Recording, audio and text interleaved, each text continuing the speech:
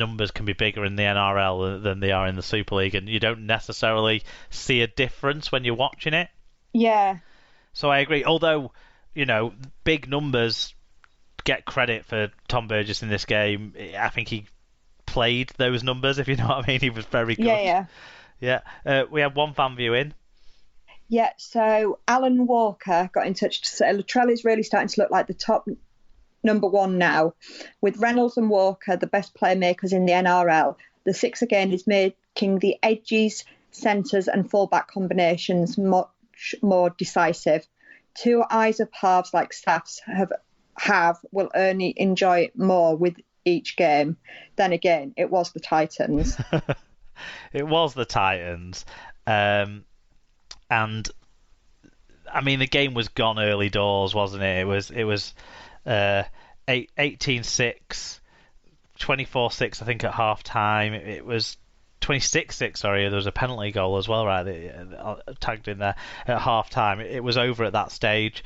I think the Rabbitohs got the smooth end of everything in this game. They kind of every 50-50 went their way. But I don't think if it hadn't have gone their way, it would have stopped them from winning and winning quite comfortably, really. Yeah. And I do think Tom Burgess had a really good game. And Latrell Mitchell, like Alan says, is getting better each week in that fullback position for the Rabbitohs. I think a man who played this morning and for the Roosters might have a question over who's the top number one, but if you're talking just top number ones at the Rabbitohs, then it's certainly Latrell Mitchell. Yeah. Yeah. Did you watch this one? No, I didn't. Fair enough. Then we'll move on to the Knights versus the Storm. It finished 26 points to 12 in favour of the Storm, so the Knights' unbeaten start to the season comes to an end. And I must admit, I didn't watch this one. I saw a little bit of the second half, but it's just two teams who were going to grind it out as best they could, and the one that is more consistent at doing that is the one who won. Yep. West Tigers 6, Raiders 14. This is, of course, one that saw some of our players play, particularly for the Raiders, even though the build-up to the game was all about the West Tigers and no kissing man Benji Marshall, and Reynolds came in for him and actually played pretty well and gave himself a good chance of staying in the side there, Josh Reynolds. But it was a close game. It was a fierce game. But I think the Raiders just always, you sort of thought once they score one, they're going to score two. And when Russell Packer comes onto the field and gets himself sin-binned for being just basically stupid, stopping a quick set restart, then he had no choice but to go into the bin, and the Raiders took advantage straight away, scored the winning try with the overlap there, and that was kind of it, because you felt the Tigers didn't have what it needed to unlock the Raiders' defence. Both defences were fantastic in this game, though, it has to be said. For the Raiders, Ryan Sutton made his first appearance of the season after his suspension. He got 122 metres and had a good stint in the middle of this game. George Williams with one try assist, a beautiful kick to take advantage of the extra man for Cottridge's try. Hodgson made 40 tackles and Elliot Whitehead played. Now his stats didn't jump out Whitehead, but I thought defensively he was absolutely the leader for the Raiders in this game, and had a really strong game defensively, I thought, from Elliot Whitehead. So good performances all around from our guys, I think, in this one, in a hard fought out win that probably was a bit harder for the Raiders than they expected it to be going in. Yeah.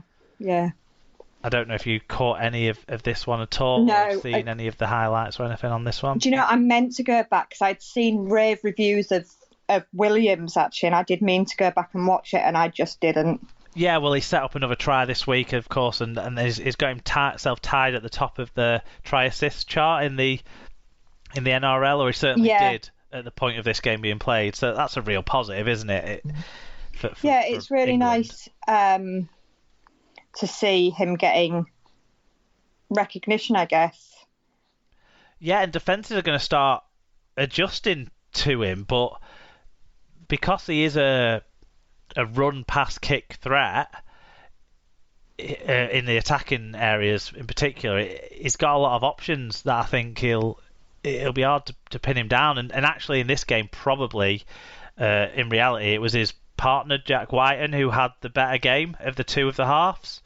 And he had a really good running game in this game. So that means that's just going to help Williams, because people can't mark Williams when they've got to deal with Whiten too in that sort of form. So yeah, and I think it'll be interesting to see how he pans out for the rest of the season. Yeah, let's hope as you say, once defences are a bit more clued up to him, it'll hopefully he'll mature as a player further, and we'll see his game develop more, which is obviously going to benefit Great Britain, isn't it? Yeah, and it's never been about lacking the skills, has it, with George? It's more been about decision making, and kind of playing eyes up and picking the right moment to do the right thing, and he definitely did that in this game. So let's hope under Ricky Stewart that continues to develop, because like you say, that'll be massive for England. Yeah. And then on Sunday there was only one game played in the end because of the COVID scare that the Bulldogs had, and it was the Dragons versus the Sharks. And the Dragons got their first win of the season, 30 points to 16. James Graham with 148 metres. I really tried to watch this game, Sarah, but I just can't really enjoy these two teams. But from what I did see, the Dragons made massive changes to the team, but the two big changes were bringing Dufty back in at fullback and bringing Ben Hunt off the bench to play as kind of interchange hooker, and they both worked really well in this game. Those changes, and James Graham came off the bench too, which is unusual for him, but he had a strong input on the game. Excellent. So, and then there was the match this morning as well, wasn't there? There was the match this morning that saw the Bulldogs get smashed by the Roosters. The Roosters won 42 points to 6. Ryan Hall lost his place in the side, unsurprisingly. The man who came back into the starting lineup, James Tedesco, scored a hat-trick and sort of showed his class. So there you go.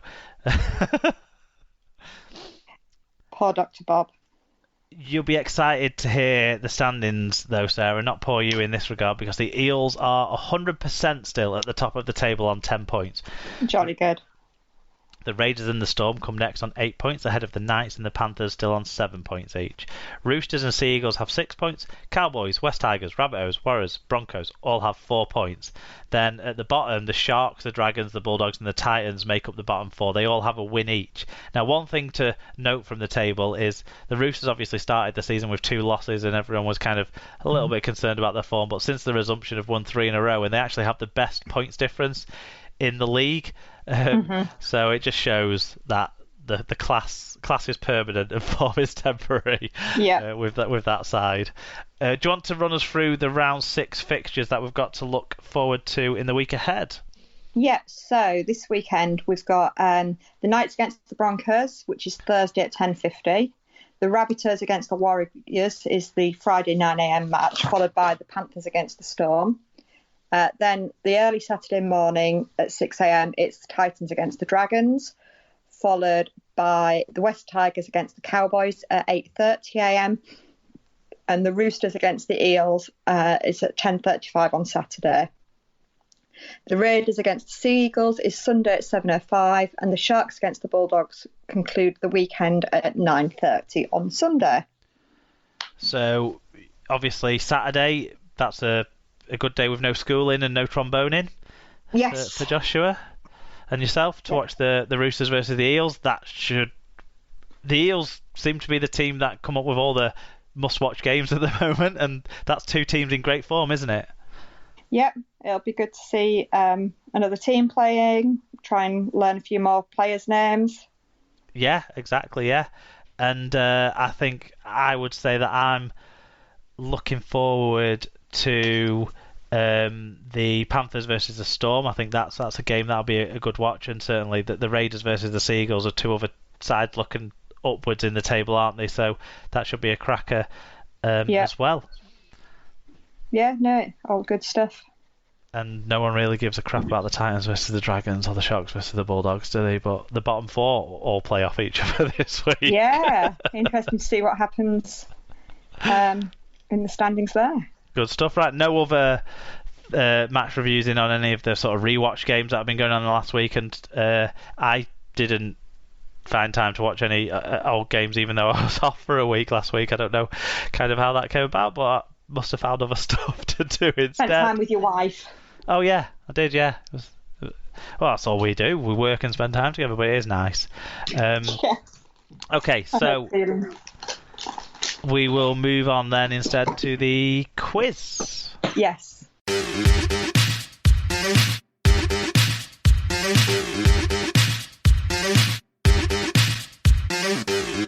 So the quiz this week is about that player that you all love, the player who played for you before playing for your biggest rivals. Ooh. So there are 12 players, I think, for you to guess. 4 from each derby. So in terms of the derbies, we're looking at. I'll tell you. All right. Okay. So I didn't actually create this quiz, as you might have guessed. So the first category is the Sky created rivalry, also known as Leeds and Bradford. Well, the forgotten rivalry anyway, really. Yeah. So there are 3 clues for each player. And you can have, 3, 2 and 1 points. Oh, okay. Just to make it interesting. Yeah. So player 1 is a dual code international. Okay. So I'm going to leave a pause, let everyone else see if they guess it off one clue. Do I get to make the guess, and then if I get it wrong, do I still make guesses on the other ones? Yeah. Right, okay. So my guess for 3 points is Yestin Harris. You are correct. The other 2 clues were 1998 Man of Steel and controversial signing at the Bulls costing lots. Yeah. Yeah, I mean, he won him a grand final before the wheels came off, though, didn't he? Yep. Player 2 is the 1998 Dally M Winger of the Year. Right. So, my guess for 3 points is Marcus Bai. Very good. The other 2 clues were Papua New Guinea International and both scored and gifted Challenge Cup final tries. You had to get that one in there, didn't you, John? So player 3 is the 2006 Leeds Academy captain. Sorry, what year? 2006. Okay.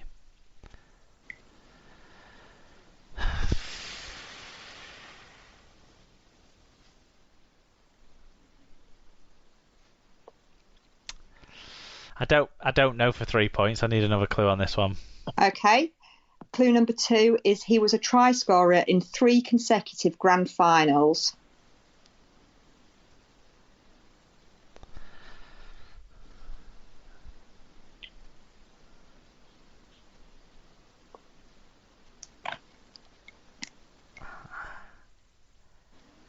I'm still struggling on this one.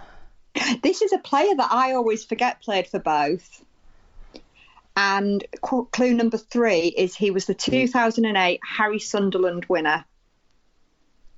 So that means man of the match in the grand final. So I'm going to say Matt Diskin. No, it was Lee Smith. Oh! Yeah. See, this is a problem. I was thinking that sort of era. And Diskin's earlier. Diskin won the Sunderland in like 2004 or something, didn't he? So I was way off with that. But yeah, Lee Smith would never have occurred to me. But he had like 2 or 3 stints at Bradford, didn't he, in the end? Yeah, but he's the one that I always... Every time I hear that he's played for Perth, I go, oh yeah, of course he did. But then I never remember. No, yeah. I barely remember him. That's not true. I remember lots about him now that you've mentioned him, but I never think about him. No, he is one of those sort of players that you have to be reminded of, don't you? Yeah. Okay, so the final player is, he started his career at Hunslet